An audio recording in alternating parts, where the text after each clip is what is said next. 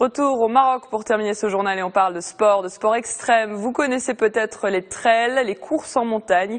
Eh bien, il existe l'Ultra Trail pour les plus férus. Les 2 et 3 octobre prochains se déroulera d'ailleurs l'Ultra Trail Atlas Toubkal, 6e édition. 105 km dans les montagnes du Haut-Atlas.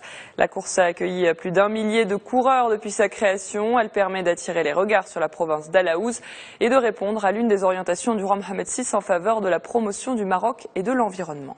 Solène Nicolas. Pour tutoyer les sommets, mieux vaut parfois avoir le cœur bien accroché.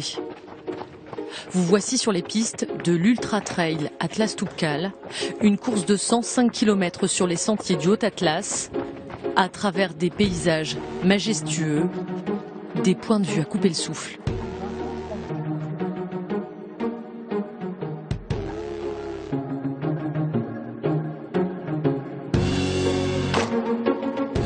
C'est un parcours qui chemine à travers les montagnes, à travers des hauts cols, des fonds de vallée, et qui permettent au départ d'une station de ski célèbrement connue au Maroc qui s'appelle Kaïmden, d'avoir donc trois parcours en départ et en arrivée, tout à la station.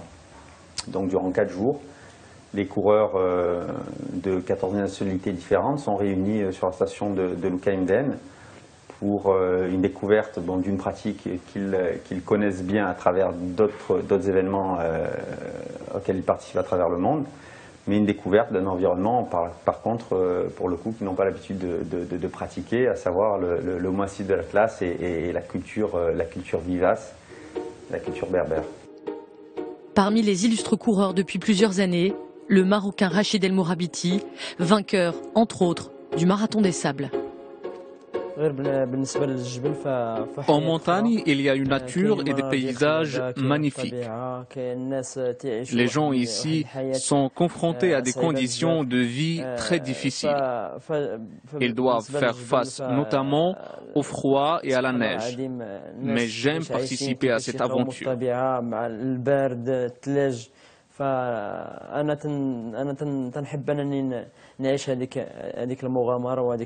Découvrir une région, ses habitants et sa culture, c'est l'un des objectifs de l'Ultra Trail.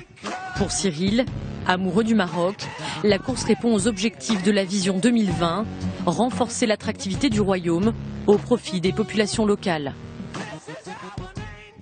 Alors, le projet de l'UTAT, c'est de hisser cet événement au firmament des événements de trail international. Nous sommes persuadés, et d'ailleurs la réussite de l'UTAT jusqu'à présent nous laisse à penser que nous sommes vraiment sur la bonne voie, que nous sommes tout à fait en mesure d'élever cet événement au même niveau que les plus grands des événements à travers le monde. Nous partons du postulat que le massif de l'Atlas a tout son intérêt, et nous avons évoqué tout à l'heure les atouts qu'il recélait, et puis surtout c'est l'accessibilité incroyable que recèle ce massif-là. Par expérience, nous savons qu'en Europe, il suffit de sortir de votre région pour aller dans un massif qui ne s'y situe pas, pour passer autant de temps en termes de trajet, autant d'engagement financier aussi pour pouvoir s'y rendre, et de disponibilité, alors que, vous voyez, on a une porte d'entrée extraordinaire pour le massif de Haut-Atlas, qui est l'aéroport international de Marrakech. Cette course n'est cependant pas une promenade de santé et nécessite un minimum de préparation pour affronter la chaleur et les effets de l'altitude. Pour la montagne, il est difficile. Il est plus difficile de respirer en montagne. Par exemple, pour réaliser de belles performances, l'idéal, c'est d'être né ici. Il faut s'adapter au climat de la montagne et beaucoup s'entraîner pour réussir.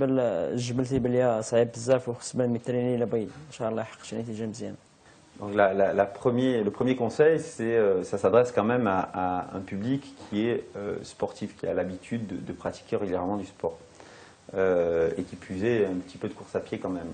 La seconde, c'est d'aller un petit peu voir comment son corps réagit en cheminant, en courant sur des sentiers, c'est-à-dire hors environnement bitumé. Sortir des routes bitumées, c'est le minimum garanti sur l'Ultra Trail Atlas Toubkal. Cette 6e édition aura lieu les 2 et 3 octobre. Près de 400 coureurs doivent y participer. Rachid El Mourabiti sera peut-être cette année encore le premier sur la ligne d'arrivée.